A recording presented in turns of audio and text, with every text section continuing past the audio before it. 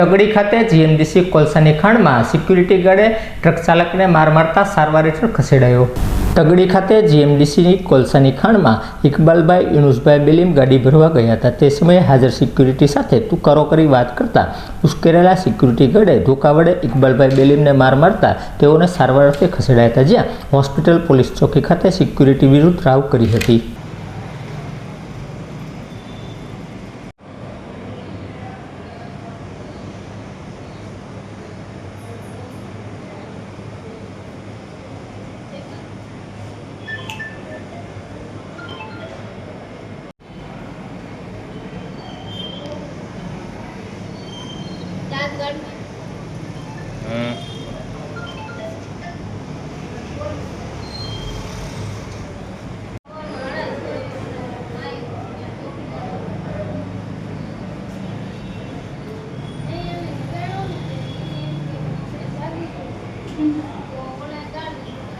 તમારું નામ?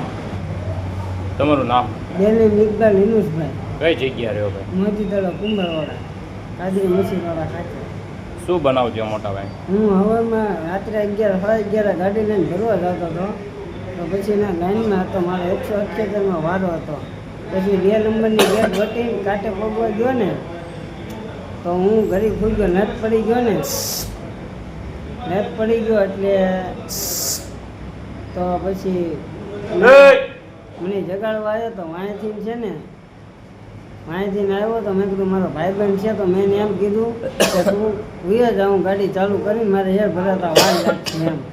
તો એ આવ્યો તો મને નહોતી ખબર કે તે મને તુકારો કેમ દીધો એમ. પછી મને મારવા જ માંડ્યો. મેં એને કહું છું ભાઈ, મેં કીધું મારા ભાઈબંધની હિસાબે મેં તમને તુકારો દીધો.